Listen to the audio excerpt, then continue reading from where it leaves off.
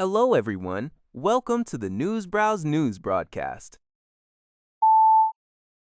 According to a report by Liberty Times, Venezuela was recently struck by two consecutive powerful earthquakes of magnitude 7.2 and 7.5, causing severe damage to the capital city of Caracas and surrounding areas. The disaster has resulted in at least 235 deaths and left more than 1,500 people injured. In response to the crisis, the United States announced a major humanitarian assistance package to aid in the rescue and recovery efforts.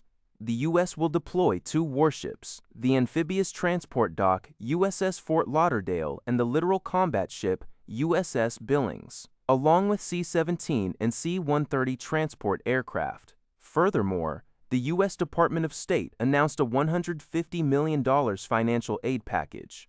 This funding includes $50 million in bilateral assistance to various aid organizations operating in the country, such as World Vision and the World Food Program, as well as a $100 million contribution to the United Nations Venezuela Humanitarian Fund. Additionally, a disaster assistance response team and two elite urban search and rescue teams from Virginia and California will be deployed to assist in locating survivors and providing life-saving aid. According to a report by Liberty Times, Japan is bracing for a double blow as two tropical storms approach the archipelago, leading to the cancellation of 120 flights and prompt warnings of floods and landslides. The strong tropical storm Mekkhala, which was downgraded from a typhoon and carries maximum gusts of up to 144 kilometers per hour, has already brought heavy rainfall to parts of southern and western Japan. It is expected to pass near Kyushu and Shikoku over the weekend and could potentially merge with Tropical Storm Higos. Meteorologists warn that the interaction between the two storms could trigger the Fujiwara effect, making it significantly harder to predict their tracks and intensity. As a precaution, Japan Airlines and All Nippon Airways canceled 70 and 50 flights respectively, mainly affecting travel to and from Okinawa and Kagoshima. Local governments, including Kyoto, have urged thousands of residents to evacuate. Furthermore, the adverse weather has disrupted industrial operations. Toyota suspended production at a plant in Kyushu due to road closures, and Nissan announced plans to halt certain assembly lines. China has announced an ambitious roadmap to establish a clean, low-carbon, secure, and efficient new energy system by 2030, according to China.org.cn.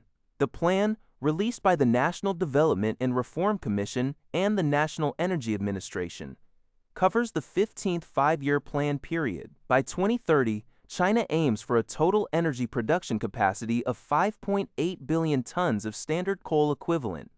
Central to this strategy is the expansion of renewable energy. The government targets non-fossil energy to account for 25% of total energy consumption and 50% of total power generation.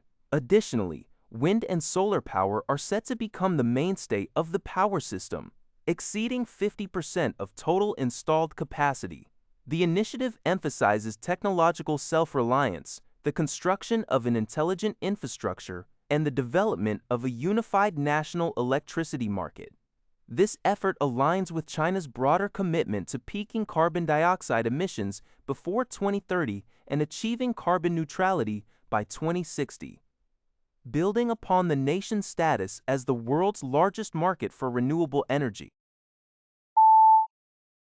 According to Yonhap News Agency, South Korea's bourse operator, the Korea Exchange, KRX, activated a sell-side sidecar for the benchmark Korea Composite Stock Price Index, KOSPI, on Friday morning following a sharp drop. Program trading for the index was suspended for 5 minutes at around 11:13 a.m.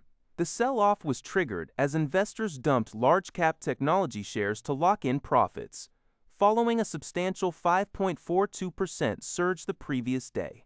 As of 11:13 a.m., the KOSPI had shed 451.39 points, or 5.08%, falling to 8,478.91 times.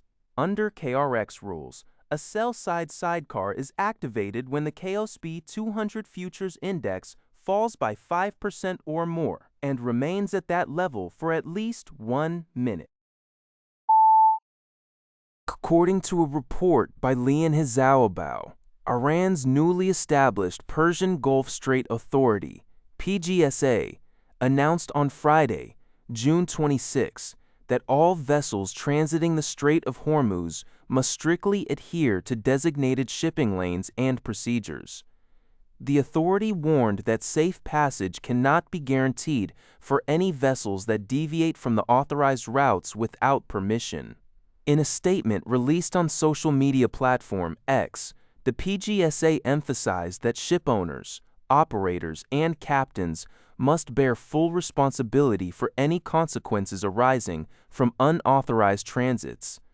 This announcement follows an incident on June 25, in which the United Kingdom Maritime Trade Operations reported that a cargo ship was struck by an unidentified projectile off the coast of Oman.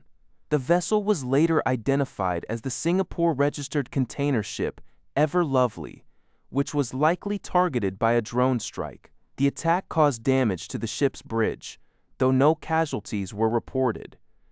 Iran's PGSA, established in May by the Supreme National Security Council, has recently streamlined transit applications, urging vessel operators to submit detailed routing coordinates at least 48 hours in advance to facilitate swift processing.